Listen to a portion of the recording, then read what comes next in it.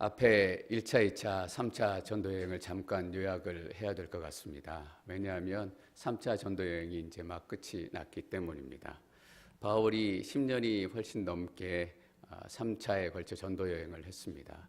1차는 첫 여행이었는데 남갈라디아 지방, 비시디아, 안디옥, 루스드라, 더베 이 지역을 거쳤습니다. 처음으로 전도여행을 하면서 복음의 능력을 제대로 경험했습니다. 예수 그리스도의 이름으로 선포하니까 귀신이 떠나가는 역사가 실제로 나타났습니다. 어떤 목사님이 그러시더라고요. 본인이 예수 그리스도의 이름으로 선포했는데 귀신이 떠나가니까 본인이 제일 놀랬다고. 아마 이런 경험을 하면서 사도 바울이 제일 먼저 놀라지 않았을까 싶습니다. 그리고 걷지 못하는 사람을 일으키는 능력도 경험했습니다. 동시에 복음을 전한다라는 것이 얼마나 힘들고 고된 일인지 분명히 경험했습니다. 죽을 만큼 돌에 맞기도 하고 쫓겨다니기도 하고 제대로 편히 쉴 날이 없었습니다. 그리고 한 2년 정도 쉬었다가 2차 전도여행을 떠납니다.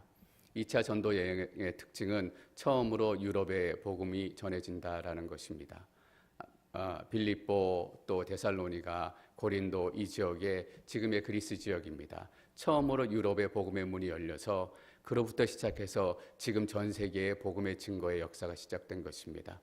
특별히 2차 전도여행에서 여러분들이 기억하실 지역은 많은 지역이 있습니다만 고린도입니다. 고린도에서 사도 바울이 2년 정도 머뭅니다. 한 3년 정도, 길어야 4년 정도 전도여행을 했을 텐데 2년 정도를 거기서 보냈다라는 것은 60-70%를 고린도에서 보냈다라는 의미입니다. 3차 전도여행은 에베소를 기억하시면 좋겠습니다. 두란노 서원을 세워서 3년 동안 에베소에 머물면서 처음으로 대학을 세워서 바이블 칼리지를 세워서 말씀을 체계적으로 증거했던 새로운 말씀 가르침의 역사가 시작된 것입니다. 지도를 한번 저희가 정리하면 여러분들이 훨씬 이해가 쉬울지 모르겠습니다. 저희가 지도를 준비했는데 한 2-3분 정도 되는 지도입니다. 여러분들이 보시면서 사도 바울이 어떻게 다녔는지 한번 직접 보셨으면 좋겠습니다.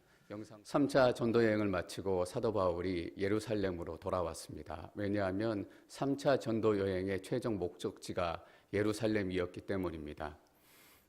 기근에 빠진 또 어려움에 빠진 예루살렘 교회를 돕기 위해서 부재 헌금을 모으는 것이 3차 전도여행 중에 큰 목적 중에 하나였습니다. 그래서 교회를 다니면서 모은 헌금을 가지고 예루살렘으로 돌아왔습니다. 예루살렘으로 헌금을 가지고 올 때 그냥 본인만 온 게 아니라 아시아와 유럽에 각 세웠던 교회의 대표들과 함께 동행해 옵니다. 왜일까요? 헌금을 가지고 또 예루살렘 교회를 서포트하는 그 현장에 각 교회 이방인으로 세워진 교회들에서 온다면 예루살렘 교회와 더 돈독해지고 또 사도 바울이 세웠던 이방인들 중심의 교회가 예루살렘으로부터 완전히 인정받는 그런 일이 나타나기 때문입니다. 사도 바울은 모든 일에도 교회를 먼저 생각했던 사람입니다. 그래서 많은 이방인들이 같이 쫓아왔습니다. 그런데 이것이 화근이 됐습니다. 바울이 이방인들과 함께 예루살렘 성전에 함께 들어갔다라는 소식이 들립니다.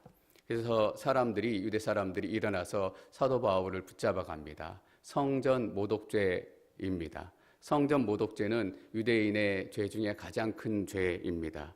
안 그래도 사도 바울 뭔가 걸리기만 걸려봐라 이러고 불을 켜고 있는데 성전으로 이방인들과 들어갔다라는 소문이 들리니까 확인해 볼 생각도 없이 사도 바울을 끌어내고 사도 바울을 때리기 시작합니다. 그때 현장의 모습을 사도행전 21장 30절에는 이렇게 기록하고 있습니다.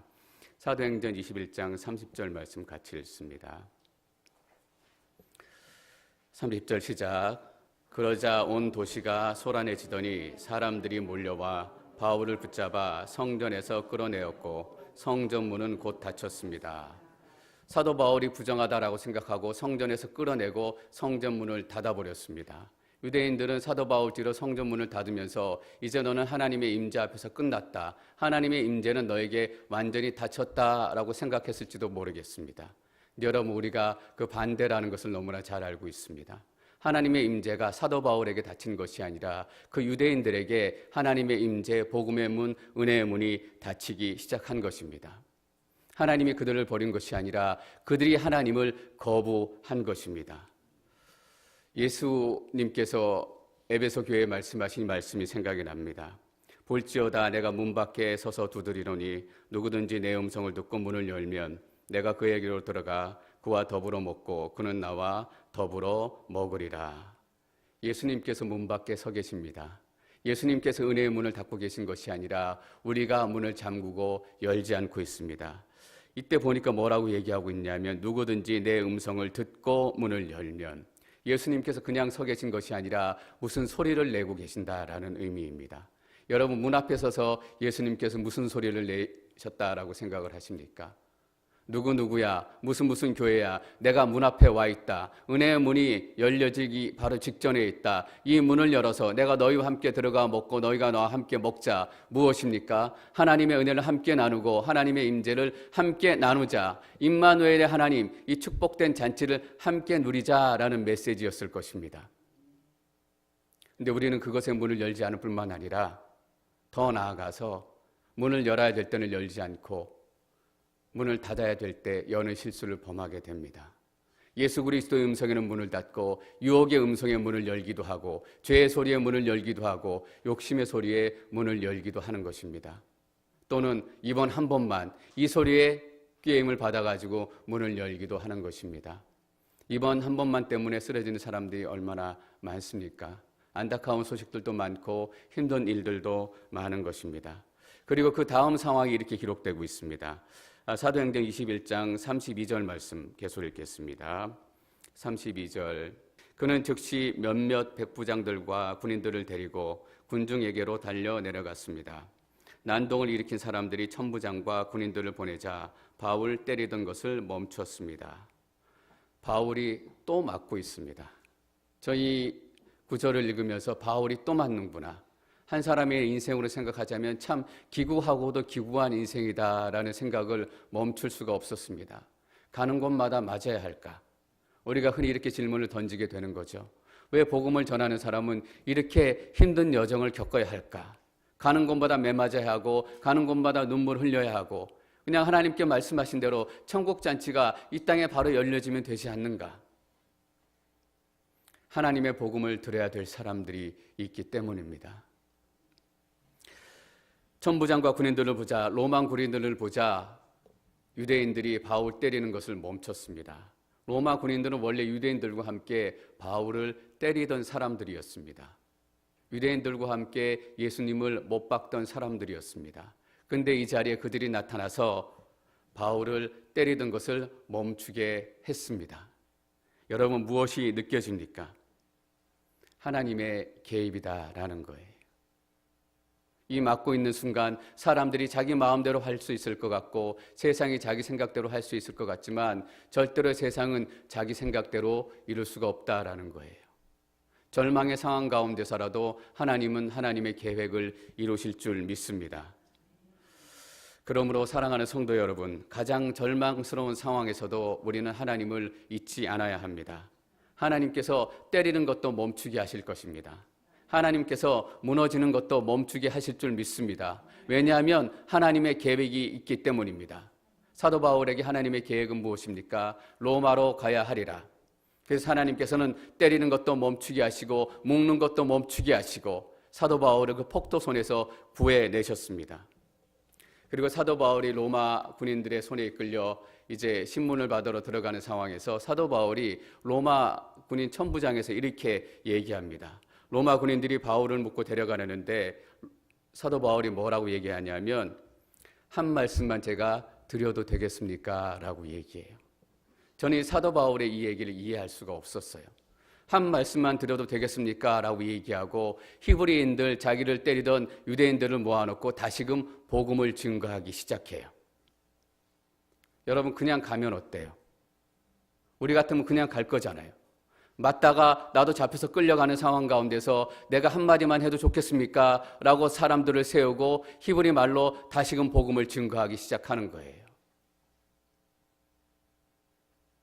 여러분, 무엇을 깨달을 수 있습니까? 어떤 순간에도 은혜의 문은 닫히지 않는다라는 거예요. 하나님께서 이 순간에도 유대인들을 포기하지 않고 그들에게 다시 한번 복음이 들려지기를 원하셨다라는 거예요. 그 중에 단 한 명이라도 이 말씀 듣고 하나님의 나라를 경험할 수 있는 사람이 있다면 내가 한 말씀만 드려도 되겠습니까? 저는 이 고백이 제 고백이 될 수 있으면 얼마나 좋을까? 이 고백이 여러분들의 고백이 될 수 있으면 얼마나 좋을까? 나도 먹고 살기 힘들고 나도 아프고 나도 절망 속에서 허우적거리는데 그 상황에서 우리 입으로 나오는 고백이 이런 고백이라면 내가 당신에게 한마디만 할 수 있으면 좋겠습니다. 그래서 오늘 사도 바울의 설교가 시작이 되는 것입니다. 사도 바울이 자기가 정통 히브리인이다라는 것으로부터 시작합니다. 그리고 자기가 예수님을 만난 다메섹에서 회심의 사건에 대해서 얘기합니다. 그리고 오늘 그가 잊을 수 없었던 한 사람 아나니아에 대해서 얘기하기 시작합니다. 12절 말씀 저희가 같이 읽겠습니다. 시작. 그곳에 아나니아라는 사람이 살고 있었습니다. 그는 율법을 잘 지키는 경건한 사람으로 다메섹에 사는 모든 사람들에게 깊은 존경을 받고 있었습니다. 바울의 삶에서 잊을 수 없는 한 사람이 있었다면 바로 아나니아였을 겁니다. 아나니아에게는 영적인 아버지와도 같은 사람이었습니다. 새로운 하나님의 은혜의 눈을 열어준 사람이었습니다. 아나니아는 하나님의 은혜를 입은 사람이다라는 뜻입니다. 저는 여러분들이 이 이름의 의미를 여러분 삶 가운데 경험하시기를 축원합니다. 아나니아처럼 하나님의 은혜를 입은 사람, 그 삶으로 사시기를 축원합니다. 사도 바울이 아나니아를 소개하는데 세 가지로 소개합니다. 그는 첫 번째, 율법을 잘 지키는 사람, 두 번째, 경건한 사람, 세 번째, 다메섹에 사는 모든 유대 사람들에게 깊은 존경을 받고 있는 사람. 여러분, 자칭, 타칭, 율법을 잘 지키는 사람들은 참 많습니다. 자칭, 타칭, 경건하다고 일컬어지는 사람은 참 많습니다. 근데 존경을 받는 사람은 적습니다. 존경을 받는 사람은 아주 적습니다. 여러분, 열심인 크리스찬들이 너무나 많습니다. 예배에 열심이고 기도에 열심이고 찬양에 열심이고 사역도 열심이고 온 집회마다 다 쫓아다니면서 은혜 받기 위해서 난리치면서 일찍 앞자리에 가서 앞자리에 앉고 은혜 받으려고 또 기도할 때마다 특별한 기도의 사역이 열릴 때마다 다 찾아다니지만 열심인 크리스찬들이 그래도 아직까지 많다라는 것이 다행일지 모르겠습니다. 근데 존경받는 크리스찬이 적다라는 것, 아주 적다라는 것이 이 시대의 아픈 비극일지도 모르겠습니다.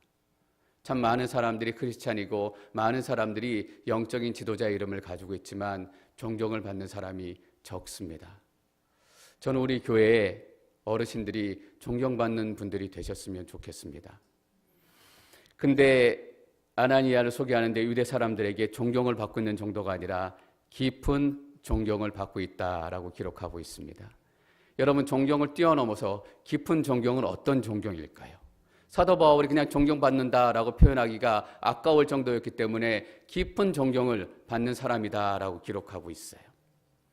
근데 이 깊은 존경을 받다라는 단어가 재밌는 단어예요.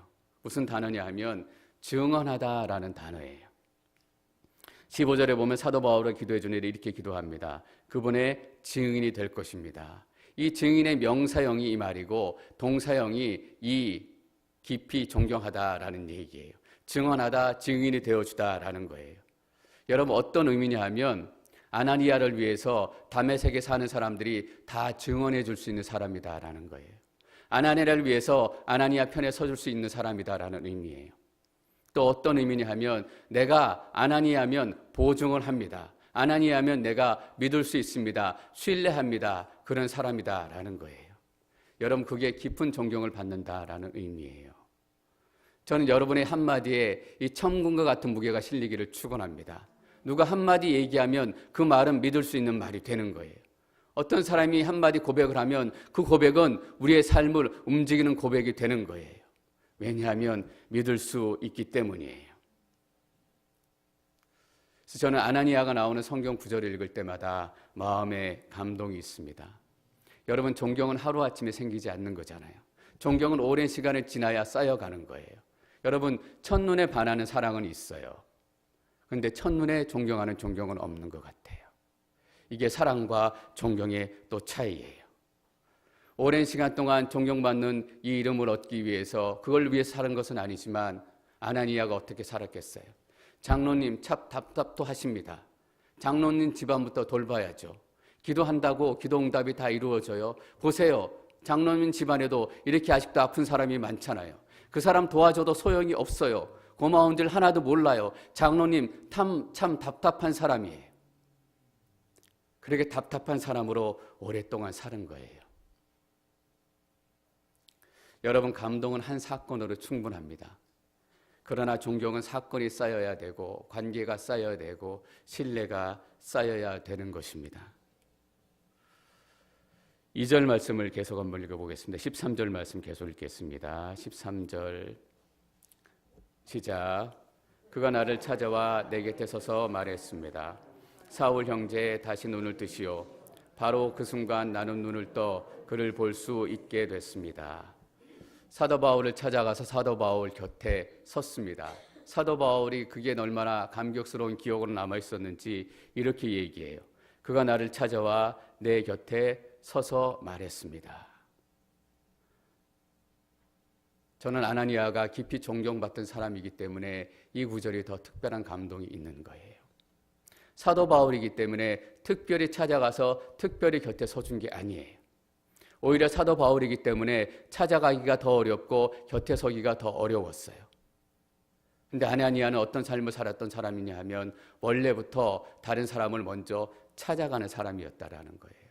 원래부터 다른 사람 곁에 서주는 사람이었다라는 거예요. 갑작스럽게 한 사건이 일어나서 아나니아가 바울을 찾아간 게 아니에요. 하나님께서 그래서 아나니아를 부르셨다고 저는 믿지 않습니다. 아나니아가 그런 삶을 살았던 사람이기 때문에 바울에게도 원래 했던 것처럼 먼저 찾아가고 먼저 그 곁에 서주기를 바란다라고 얘기했던 거예요. 여러분, 쉽지 않았을 거예요. 아나니아 스스로도 그 사람은 크리스찬들을 핍박하던 사람입니다라고 얘기했어요. 어떤 의미냐면 아무도 사도 바울 곁에는 없었다라는 의미예요. 아나니아는 아무도 함께 해주지 않는 사람, 아무도 옆에 서주지 않는 사람 가운데 먼저 찾아가서 함께 서주는 사람이었던 거예요. 저는 우리가 그런 모습이 되었으면 좋겠습니다. 먼저 찾아가고 아무도 함께 해줄 수 없는 사람 곁에 서줄 수 있는 그런 사람. 여러분, 소명이라는 말이 있습니다. 소명을 영어로는 콜링이라고 얘기해요. 사명은 미션이라고 얘기해요. 그래서 콜링, 소명은 뭐냐면 하나님께서 구원으로 부르신 거예요. 구원으로 부르셔서 하나님의 백성으로 살아가는 것이 콜링이고 소명이에요. 우리는 사명을 생각할 때 착각할 때가 있습니다. 내가 뭔가 특별히 잘해서 사명을 이루어야지. 근데 사명은 어떻게 이루어지냐 하면 콜링, 소명의 삶을 잘 살아가면 사명이 이루어지는 거예요. 하나님께서 구원으로 부르시고 하나님께서 크리스찬의 삶으로 부르셨을 때 하나님의 말씀대로 먼저 찾아가고 먼저 격려해주고 남들이 비난하고 남들이 불평하는 그 자리에 본인은 위로해주고 본인은 격려해주고 크리스찬의 소명의 삶을 살아가는 거예요. 소명의 삶을 살다 보니까 어떻게 됐어요? 사명이 이루어진 거예요. 아나니아의 사명은 무엇이었을까요? 아나니아의 사명은 바울을 찾아가고 바울 곁에 서고 바울을 눈뜨게 하는 것이었어요. 그래서 크리스찬으로 사는 것이 우리의 생각보다 훨씬 중요해요. 우리가 다음 주면 필리핀으로 단기 아우리치를 떠납니다. 아우리치를 떠나면서 이게 내게 주신 사명이다라고 생각하고 떠나요. 여러분, 맞아요. 그것이 우리에게 주신 사명이에요. 근데 착각하는 게 뭐냐면 아우리치 가서 한 방에 모든 것을 다 끝장내고 와야지라고 생각하고 가는 거예요.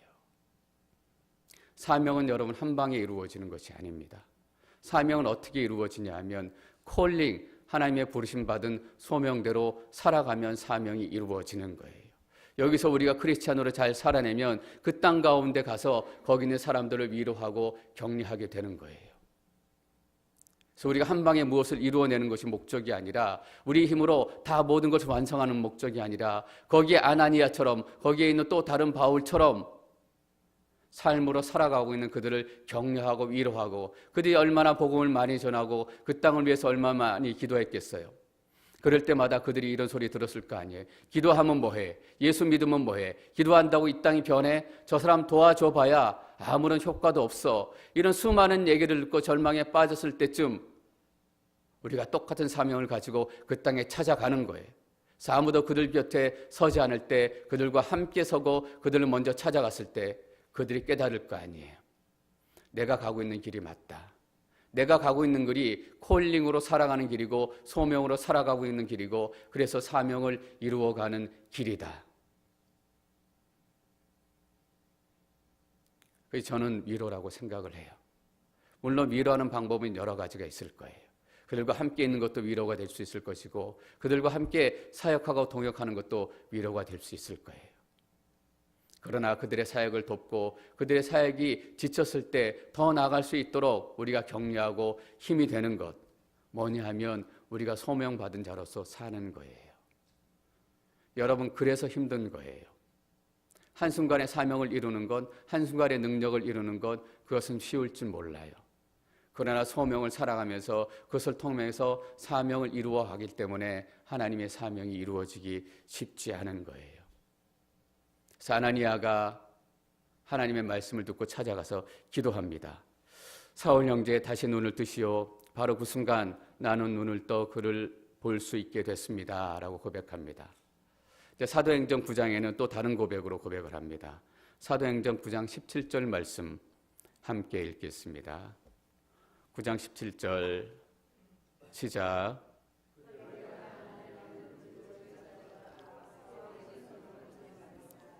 사울 형제여 오는 길에 당신에게 나타나셨던 주 예수께서 당신이 다시 볼 수 있게 하시고 성령을 충만히 받도록 하셨습니다. 기도하니까 이렇게 돼서 당신이 다시 볼 수 있게 하시고 성령을 충만히 받도록 하셨습니다. 물론 완전히 똑같은 의미가 아니지만 거의 똑같은 의미로 이렇게 볼 수 있어요. 다시 볼 수 있게 되는 것이 성령 충만이다라는 거예요. 다시 볼 수 있게 된다라는 것이 어떤 의미예요? 이전에 보았던 세상, 이전에 보았던 사람, 이전에 보았던 것들이 이제는 다른 의미로 보이기 시작한다라는 거예요. 여러분 그게 다시라는 의미예요. 똑같은 산이고 똑같은 들이고 똑같은 사람들이지만 성령 충만해서 다시 보게 되는 순간 다른 사람으로 보이게 되고 다른 세상으로 보이게 되고 또 다른 것들로 보이게 되는 거예요. 이전에도 열심히 살았지만 내가 가지고 있는 직업의 의미가 달리 보여져요. 이전에 열심히 일해서 돈을 잘 벌었지만 내가 보는 물질들이 다른 의미로 보여지게 되는 거예요. 이전에 제가 현묵이라는 청년에 대해서 한번 말씀드렸는데 여러분 기억하시는지 모르겠어요. 27살의 청년이었어요.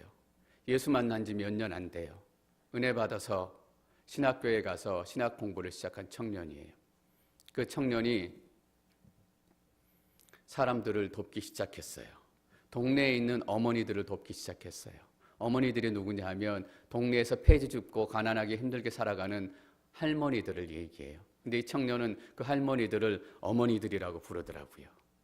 그 어머니들을 위해서 차도 타다 드리고 때로는 말법도 대드리고 반찬도 사다 드리고 또 밤에 폐지 줍다가 사고가 나시니까 야광 조끼도 사드리고 또 때때로 그 어머니들과 교제하기 위해 식사할 때 또 식사비도 내고 이렇게 했다라는 거예요.